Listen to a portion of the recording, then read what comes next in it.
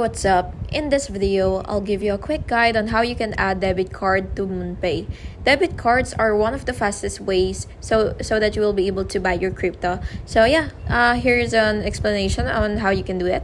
So the first thing that you will have to do is ensure that you've already created your profile, verified your account, and activated your portfolio for smooth procedure. So after that's all set, you will just have to look for the payment methods. So you do have to ensure that this feature is available for you, and after you see the payment methods, you will just have to click that, and then you will select add card, and then you will enter your debit card number, expiration, CVV, billing address, and so on.